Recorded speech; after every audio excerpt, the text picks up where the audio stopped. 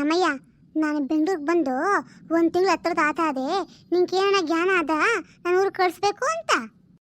ಅಯ್ಯೋ ಬಿಡತ್ತೆ, ಏನೋ ಅಪರೂಪಕ್ಕೆ ಬಂದಿದ್ಯಾ, ಇನ್ನೊಂದು ವಾರ 15 ದಿವಸ ಇದ್ಬಿಟ್ಟು ಆಮೇಲೆ ನಿಧಾನಕ್ಕೆ ಹೋಗುವಂತೆ ಬಿಡು. ನೀನು ಹೋಗಿ ಏನು ಮಾಡ್ತೀವಿ ಊರಲ್ಲಿ ಹೇಳು? ಹಾಂ, ನಂಗೇನು ನಮ್ಮ ಊರಾಗ ಬದುಕಿಲ್ಲ ಅನ್ಕೊಬಿಟ್ಟಿದ್ಯಾ? ಮಾಡೋಕೆ ಬೇಕಾದಷ್ಟು ಐತೆ ನಂಗೆ. ಅದು ಅಲ್ದಿರಾ ನಮ್ಮೂರಾಗ ಬಸವಣ್ಣ ಪರ್ಸೆ ಅಂತೆ, ನಾನು ಹೋಗಿಲ್ಲ ಅಂದರೆ ಹೆಂಗೆ? ಏನು ಜಾತ್ರೆನಾ? ಯಾವಾಗತ್ತೆ ಮಾಲ? ಓ ಬರೀ ಬಾರೆ, ಒಳಗಡಿದ್ದೀನಿ ಬಾ. ತಡಿ, ನಾನು ನಿಮ್ಮ ಅತ್ತೆ ಕುತ್ಕೊಳ್ತೀನಿ ಸಪತ್ತು. ಅನ್ನಂಗೆ ಏನೇ ಮಾಲ ಈಚೆ ಕಡೆ ಕಾಣಿಸೋದೇ ಇಲ್ವಲ್ಲೇ? ನಿಮ್ಮ ಅತ್ತೆ ಬಂದಂಗಿಂದ ಮನೆ ಒಳಗಡೆನೇ ಇರ್ತೀಯಲ್ಲ, ಏನು ಮಾಡ್ತಿದ್ದೀರ ಇಬ್ರು? ಏ ಅಮ್ಮಯ್ಯ, ನಿನ್ನ ಮಗಳೇನೋ ಕೆಳಗೆ ಬಿದ್ದೋಗ್ಬಿಟ್ಲು ಅನ್ನಂಗಿದ್ಲು. ಚೆನ್ನಾಗೈತ ಮಗು? ಹಾಸ್ಪಿಟ್ಲಿಗೆ ಹೋಗಿದ್ದ ಇಲ್ಲೋ? ಏನೋ ಇಲ್ಲ ಅತ್ತೆ, ಹೋಗಿ ಬಂದ್ರಿ, ಚೆನ್ನಾಗಿದೆ ಅಂತೆ. ಡಾಕ್ಟರ್ ಹೇಳಿದ್ದು ಸ್ವಲ್ಪ ಶಾಕ್ ಆಗಿದೆ ಬಿದ್ದ ತಕ್ಷಣ, ಅದಕ್ಕೆ ಹಂಗಾಗಿದ್ದಾಳೆ, ಸರಿ ಹೋಗ್ತಾಳೆ ಅಂತ ಹೇಳಿದ್ರು. ಏನು ಶಾಕ್ ಆಗೋಳಂತ? ಹಂಗಂದ್ರೆ ಕರೆಂಟ್ ವೈರ್ನಾಗ ಬಿದ್ದೋದ್ಲ ಏನೋ? ಅತ್ತೆ ಶಾಕ್ ಅಂದರೆ ಹಂಗಲ್ಲ, ಗಾಬರಿ ಆಗ್ಬಿಟ್ಟವಳಂತೆ ಮೇಲಿಂದ ಕೆಳಗೆ ಬಿದ್ದ ತಕ್ಷಣ, ಅದಕ್ಕೆ ಹಂಗೆ ಸೈಲೆಂಟ್ ಆಗೋಗಿದ್ದಂತೆ. ಮಾತಾಡ್ದಿರಾ? ಇವಾಗ ಚೆನ್ನಾಗಿದ್ದಾಳೆ, ಇವಾಗ ಆರಾಮಾಗಿ ಆಟಾಡ್ಕೊಂಡವಳೆ. ಹೌದಾ ಪರಿ, ತುಂಬ ಏಟಾಗಿತ್ತೇನೆ? ಅಲ್ಲ ಮಾತಾಡ್ತಾ ಇಲ್ಲ ಅಂತ ಕೇಳಿ ನನಗೂ ಭಯನೇ ಆಗೋಯ್ತು. ನಮ್ಮ ಯಜಮಾನ್ರಿಗೆ ಅಂದೆ ನಡೀರಿ ಹೋಗಿ ಬರೋಣ ಅಂತ, ಅವರು ಇಲ್ಲ ಬಂದಿದ್ದಾರೆ ಅಂತ ಹೇಳಿದ್ರು. ಸರಿ ಹೋಗಿ ನೋಡ್ಕೊಬೇಡ ಅಂತ ಅನ್ಕೊಂಡ್ರು. ನಮ್ಮ ಅತ್ತೆ ಊರಿಗೆ ಹೋಗ್ಬೇಕು ಅಂತಿದ್ರಲ್ಲ, ಅದಕ್ಕೆ ಸುಮ್ಮನೆ ಹಂಗೆ ಕುತ್ಕೊಬಿಟ್ಟೆ. ಹೌದಾ ಅತ್ತೆ, ಯಾಕೆ ಇಷ್ಟು ಬೇಗ ಊರಿಗೆ ಹೋಗ್ತೀರಾ? ಇನ್ನೊಂದು ಸ್ವಲ್ಪ ದಿನ ಇರಿ. ಅಯ್ಯೋ ಇಲ್ಲ ಕೊಡ್ಕ, ನಮ್ಮೂರಾಗ ಬಸವನ ಪಳಸೆ ಐತೆ ಅಂದಂಗೆ ನೀವೆಲ್ಲರೂ ತಪ್ಪಿಸ್ತೀರಾ ಬರಬೇಕಮ್ಮ. ಓ ಜಾತ್ರೆನಾ? ಯಾವಾಗತ್ತೆ? ಭಾನುವಾರ ದಿನ ಅಂತೆ. ಯಾರು ತಪ್ಪಿಸ್ಕೂಡ್ದು, ಎಲ್ಲರೂ ನಿಮ್ಮ ಗಂಡ ಮಕ್ಕಳೆಲ್ಲಾನು ಕರ್ಕೊಂಡು ಒಂದು 3 ದಿನ ಮುಂದ್ಗನೆ ಬಂದ್ಬಿಡ್ರಿ. ಅದಕ್ಕೆ ಮೊದಲು ನಾನು ಹೋಗಿರ್ತೀನಿ ಆಯಿತಾ? ನಿಮ್ಗೆಲ್ಲ ಮಾಡಿಕ್ಬೇಕಲ್ಲ, ನಾನು ಎಲ್ಲಾನು ಸೌಕರ್ಯ ಮಾಡಿಕ್ಕಿರ್ತೀನಿ. ತಪ್ಪಿಸ್ಕೂಡ್ದು ಎಲ್ಲಾನು ಕೂಗ್ಬಿಡೋತೀನಿ. ಹೋಗ್ಬೇಕಾದ್ರೆ ಎಲ್ಲರೂ ಬರಬೇಕಮ್ಮ. ಏ ಪರಿ, ನಮ್ಮೂರಲ್ಲಿ ಜಾತ್ರೆ ತುಂಬ ಚೆನ್ನಾಗಿರುತ್ತೆ ಕಣೆ, ಹೋಗೋಣ. ಜಾತ್ರೆ ಅಂದರೆ ಏನು ಜಾತ್ರೆ ಕಣೆ? ಅಂದರೆ ಒಂದೊಂದು ಥರ ಇರುತ್ತಲ್ಲ. ಆ ಕಣೆ, ಬಯಲು ಬಸವೇಶ್ವರ ಅಂತ. ಅಂದರೆ ತಮ್ಮ ಮನೆಗಳು ಸಾಕಿರ್ತಾರಲ್ಲ ದನಗಳನ್ನು, ಅವೆಲ್ಲ ಚೆನ್ನಾಗಿ ಅಲಂಕಾರ ಮಾಡಿ, ಶೃಂಗಾರ ಮಾಡಿ, ಬಣ್ಣದ ಹೂವು ಹಾಕಿ, ಬಣ್ಣ ಟೇಪು ತುಂಬ ಚೆನ್ನಾಗಿ ಅಲಂಕಾರ ಮಾಡಿರ್ತಾರೆ. ಎಲ್ಲ ಮನೆಗಳ ಹಸುಗಳನ್ನ ಕರ್ಕೊಂಡ್ಬಂದು ಅಲ್ಲಿ ಮೆರವಣಿಗೆ ಮಾಡ್ತಾರೆ.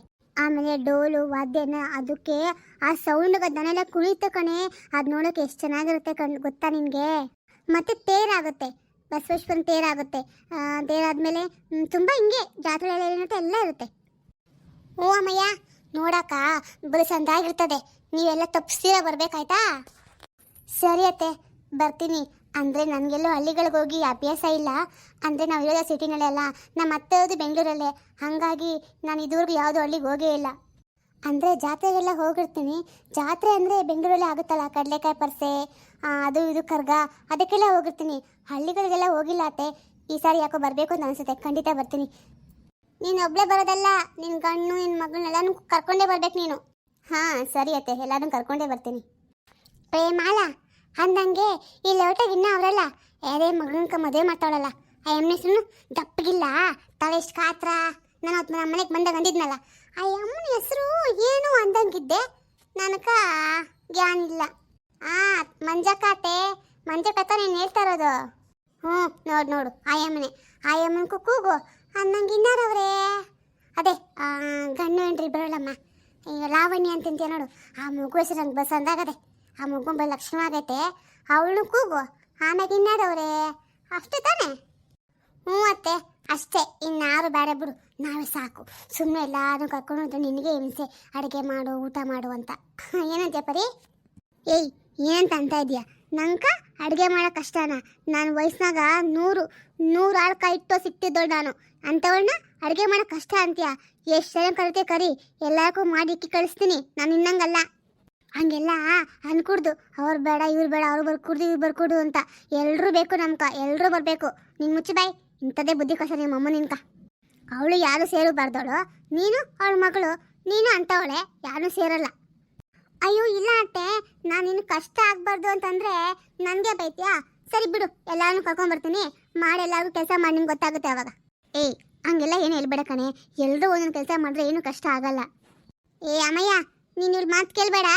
ಎಲ್ಲರೂ ಕೂಗ್ತಿ ಸುಮ್ಮನೆ, ನಾನು ಎಲ್ಲರೂ ಬರಲಿ, ನನಗೆ ಎಲ್ಲರೂ ಬಂದರೆ ಖುಷಿ. ಯಾಕೆ ಗೊತ್ತಾ, ನಾನಂತೂ ಒಬ್ಬಳೆ ಒಂಟಿ ಹೆಂಗಸು. ನಂಗೆ ನೋಡಿ ನಿಮ್ಮಂಥವರೆಲ್ಲ ಬಂದರೆ ಬರೀ ಆನಂದ. ನಮ್ಮ ಮನೆ ತುಂಬ ಜನಗಳಿದ್ರೆ ನನಗೆ. ಅತ್ತೆ ಅಂದಂಗೆ ನೀವ್ಯಾಕೆ ಮದುವೆ ಆಗಿಲ್ಲ? ಅಂದರೆ ಮದುವೆ ಆಗಿತ್ತಾ ಕೇಳಿದ್ರೆ ಬೇಜಾರಾಗಲ್ಲ ತಾನೇ? ಅಯ್ಯೋ ಅದೊಂದು ದೊಡ್ಡ ಕತೆ ಅಮ್ಮ. ಅದು ಹೇಳ್ತಾ ಹೋದ್ರೆ ಗೊತ್ತೇ ಗೊತ್ತಾಗಲ್ಲ. ನನ್ಗೆ ಮದುವೆ ಆಗಿತ್ತು. ನನಗೆ ಮದುವೆ ಆಗಿ 1 ವಾರ ಅಷ್ಟೇ ಆ ಪುಣ್ಯಾತ್ಮನು ಮೇಲ್ಕೊಂಡೋಗ್ಬಿಟ್ನು. ಹೌದಾ, ಒಂದೇ ವಾರಕ್ಕೆ ಸತ್ತೋಗ್ಬಿಟ್ರಾ? ಹಂಗಂದ್ರೆ ನೀವ್ಯಾಕೆ ಮತ್ತೆ ಮದುವೆ ಮಾಡ್ಕೊಬಾರ್ದು? ಅಯ್ಯೋ ನಮ್ಗೆಲ್ಲ ಯಾರಮ್ಮ ಮದುವೆ ಆಗುವಂತ ಕೇಳ್ತಾ ಇದ್ದವರು? ಗಂಡ ಇಲ್ಲ ಅಂದ್ರೆ ಅಷ್ಟೇ ಮನೆಯಿಂದ ಈಚೆಗೆ ಬರ್ಕೂಡ್ದು. ಹಾಗೆ ಜೀವನ ಕಳ್ದಾಯ್ತು. ನನಗೂ ಏನೋ ಮದುವೆ ಮಾಡ್ಕೋಬೇಕು ಅಂತ ಅನಿಸಿಲ್ಲ ಬಿಡು. ಸುಮ್ಮನೆ ಯಾಕೆ ಹೇಳ್ಬೇಕು? ಏನು ಗೊತ್ತಾ, ನಮ್ಮ ಹಳ್ಳಿಲಾಗೆಲ್ಲನೂ ಮದುವೆ ಅಂತ ಒಂದೇ ಸರಿ ಅಮ್ಮ ಆಗೋದು.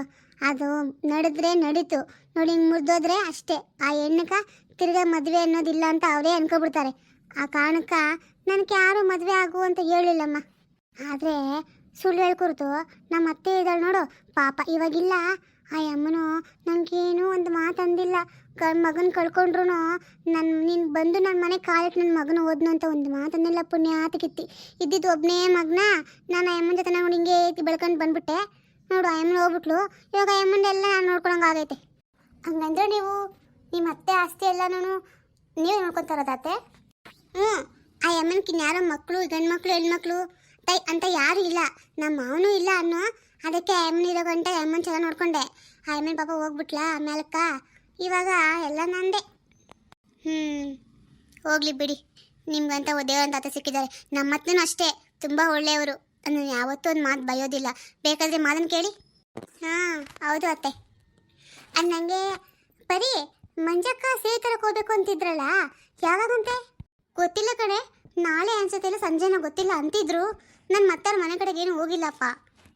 ಸರಿ ಮಾಲಾ, ನಿಮ್ಮ ಯಜಮಾನಪ್ಪನ ಫೋನ್ ಮಾಡು, ಬರಲಿ. ನಾನು ಕರ್ಕೊಂಡೋಗಿ ಬಸ್ ಹಸ್ಲಿ, ನಾನು ಹೋಗ್ತೀನಿ ನಮ್ಮ ಊರ್ಕ. ಸರಿ ಅತ್ತೆ, ಈಗ ಫೋನ್ ಮಾಡ್ತೀನಿ. ಸರಿ ಕಣೆ ಮಾಲಾ, ನಾನು ಬರ್ತೀನಿ. ನನ್ನ ಮಗಳು ಎದ್ಲು ಏನೋ ನೋಡ್ತೀನಿ. ಪಾಪ ಮಲ್ಕೊಂಡೇ ಇದ್ಲು ಕಣೆ. ಊಟ ಮಾಡಿ ಮಲ್ಸ್ ಬಂದೆ, ಎದ್ಬಿಟ್ಟಳು. ಬೇಗ ಹೋಗ್ತೀನಿ. ಏನ್ರಿ ಚೌಟ್ರಿ ನೋಡ್ಕೊಂಬರ್ಬೇಕು ಅಂತ ಹೇಳಿದ್ರಲ್ಲ, ಹೋಗಿ ಬಂದ್ರಾ? ಹೆಂಗೆ ಚೌಟ್ರಿ, ಚೆನ್ನಾಗಿದೆಯಾ? ಹ್ಞೂ ಕಣೆ, ನಾನು ಒಬ್ಬನೇನು ಹೋಗಿರಲಿಲ್ಲ. ಬೀಗರು ಬಂದಿದ್ರಲ್ಲ, ಹಂಗೆ ಕಿರಣು ಬಂದಿದ್ದ. 3 ಜನ ಹೋಗಿ ನೋಡ್ಕೊಂಡು ಬಂದಿದ್ದೀವಿ. ಚೌಟ್ರಿ ಅನುಕೂಲವಾಗೇ ಇದೆ, ದೊಡ್ಡ ಹಾಲು ಎಲ್ಲ ಇದೆ. ಸರಿ ರೀ, ದೊಡ್ಡ ಹಾಲೇನೋ ಒಪ್ಕೊಳ್ತೀನಿ. ಆದರೆ ನಮ್ಮ ಜನ ತುಂಬ ಬರ್ತಾರಲ್ಲ, ಅವ್ರಿಗೆಲ್ಲ ಉಳ್ಕೊಳ್ಳೋಕ್ಕೆಲ್ಲ ವ್ಯವಸ್ಥೆ ಏನು ಮಾಡಿದ್ದೀರಾ? ನನಗಷ್ಟು ಗೊತ್ತಾಗಲ್ವೇನೆ. ಪಕ್ಕದಲ್ಲೇ ಒಂದು ರೆಸಾರ್ಟ್ ಇದೆ. ಆ ರೆಸಾರ್ಟ್ ಫುಲ್ ತೊಗೊಂಬಿಟ್ಟಿದ್ದೀನಿ 2 ದಿನಕ್ಕೆ ಅಂತ. ನಮ್ಮ ಜನ ಎಲ್ಲ ಅಲ್ಲೇ ಉಳ್ಕೊಂಡ್ಲಿ. ಇನ್ನೇನು ಮನೆಗೆಲ್ಲ ಯಾರನ್ನೂ ಕರೆಸ್ಬೇಡ. ಸುಮ್ಮನೆ ಯಾಕೆ, ಸ್ವಲ್ಪ ಜನ ಅಲ್ಲಿರಲಿ. ಇನ್ನೂ ಮಿಕ್ತರು ಹೋಟೆಲ್ ಬುಕ್ ಮಾಡಿ ಕೊಡ್ತೀನಿ. ಸರಿ ರೀ, ಹಾಗೆ ಮಾಡಿ. ಇಲ್ಲಾಂದರೆ ಮೈನ್ ಎಲ್ಲರೂ ಕರ್ಕೊಂಡ್ರೆ ಮೇಂಟೈನ್ ಮಾಡೋಕೆ ನನ್ನ ಕೈಲಿ ಆಗೋದಿಲ್ಲ. ನನಗದು ಗೊತ್ತಲ್ಲ, ಅವ್ರನ್ನ ಮೇಂಟೈನ್ ಮಾಡೋಕ್ಕಲ್ಲಿ ನನ್ನ ಕೈನಲ್ಲಿ ಆಗೋಲ್ಲ ಅಂತ ಗೊತ್ತಿದ್ದಕ್ಕೆ ನಾನೆಲ್ಲ ಆಚೆಗಡೆ ಪ್ಲ್ಯಾನ್ ಮಾಡಿದ್ದೀನಿ. ಅಂದಂಗೆ ನಿಮ್ಮ ಅಕ್ಕ ಅಂತೀನಿ, ನಿಮ್ಮ ತಂಗಿ ಮನೆಗೆ ಹೋಗಿ ಬಂದಿಯಲ್ಲ. ಹೌದು, ನಂಗೊಂದು ಡೌಟು. ನೀವಿಬ್ಬರಿಗೂ ಎಷ್ಟು ವರ್ಷ ಗ್ಯಾಪ್ ಇದೆ ಅಂದರೆ ವಯಸ್ಸಿನ ನಂತರ? ರೀ, ನಾವಿಬ್ರು ಚಿಕ್ಕಪ್ಪ ದೊಡ್ಡಪ್ಪನ ಮಕ್ಕಳಲ್ವಾ, ನಾವಿಬ್ರಿಗೂ ಹೆಚ್ಚು ಕಡಿಮೆ ಒಂದೇ ವಯಸ್ಸು. ಸುಮ್ಮನೆ ನಾನು ಅವ್ಳನ್ನ ಅಕ್ಕ ಅಂತ ಕರಿತೀನಿ.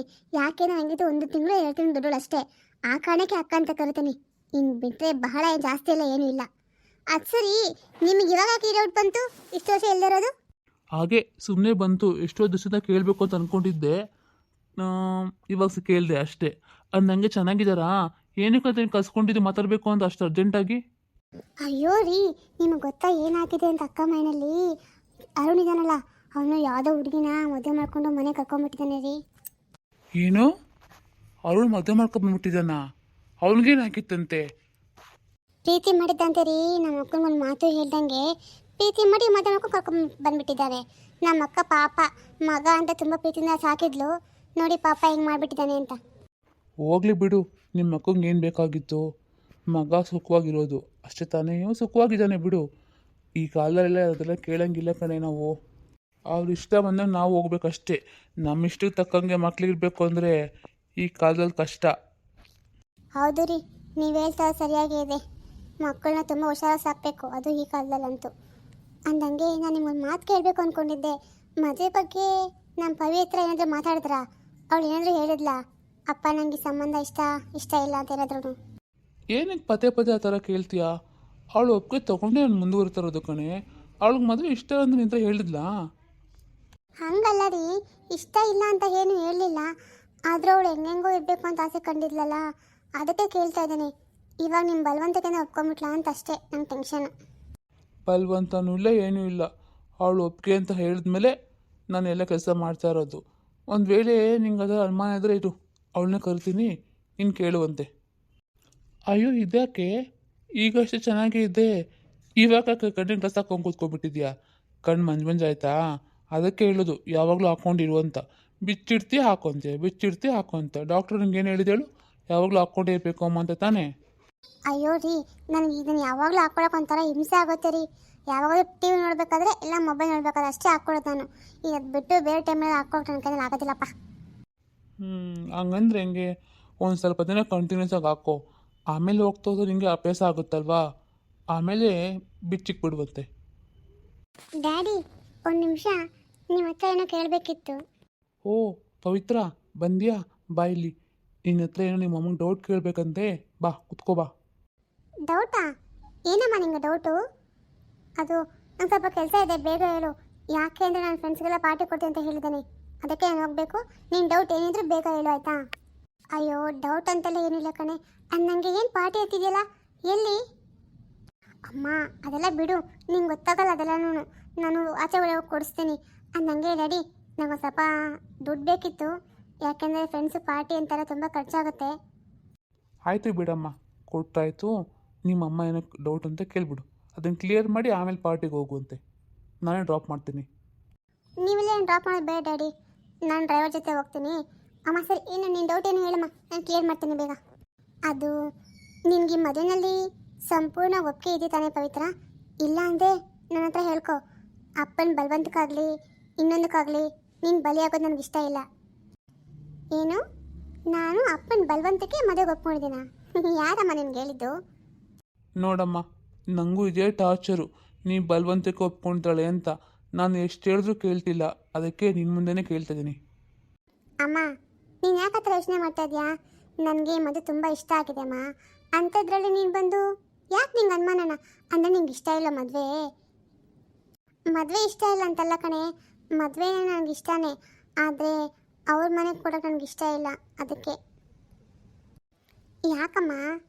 ಅವ್ರ ಹತ್ರ ನಮ್ಮಷ್ಟು ದುಡ್ಡಿಲ್ಲ ಅಂತನಾ? ಅದು ಪವಿತ್ರ, ಸುಳ್ಳು ಯಾಕೆ ಹೇಳಬೇಕು? ನಾವು ನಿಮ್ಮನ್ನು ಇಷ್ಟು ಚೆನ್ನಾಗಿ ಸಾಕಿದ್ದೀವಿ. ಇಷ್ಟು ಚೆನ್ನಾಗಿ ಸಾಕ್ಬಿಟ್ಟು ಆ ಮನೆಗೆ ಕೊಟ್ಟ ನೀನು ಅಲ್ಲಿ ಹೆಂಗಿರ್ತೀಯ ಅಂತ ನನಗೆ ಸ್ವಲ್ಪ ಯೋಚನೆ ಆಗಿದೆ ಕಣೆ, ಅದಕ್ಕೆ ನಂಗೆ ಇಷ್ಟ ಇಲ್ಲ ಅಂತ ಹೇಳ್ತಾ ಇರೋದು. ಅಮ್ಮ ನೀನು ಹತ್ರ ಎಲ್ಲ ಯೋಚನೆ ಮಾಡೋಕ್ಕೆ ಹೋಗ್ಬೇಡಮ್ಮ. ಅವ್ರ ಹತ್ರ ದುಡ್ಡು ಇಲ್ಲದೆ ಇರ್ಬೋದು, ಅವ್ರ ಹತ್ರ ಒಳ್ಳೆ ಮನಸ್ಸಿದೆ. ನಾನು ಆ ಮನೆಯಲ್ಲಿ ತುಂಬ ಖುಷಿಯಾಗಿರ್ತೀನಮ್ಮ. ನನ್ನ ಖುಷಿ ಬಗ್ಗೆ ನೀನು ಯೋಚನೆ ಮಾಡಬೇಡ ಆಯಿತಾ? ಸರಿನಾ? ನಿನ್ಗೆ ಇವಾಗ ಖುಷಿ ಆಯಿತಾ? ನಾನು ಹಿಂಗೆ ಹೋಗ್ಬೋದಾ ಏನು? ಅಥವಾ ನಿಂಗೆ ತುಂಬ ಡೌಟ್ಸ್ ಇದೆಯಾ? ಎಲ್ಲ ಕ್ಲಿಯರ್ ಮಾಡಿಬಿಡ್ತೀನಿ, ಹೇಳು.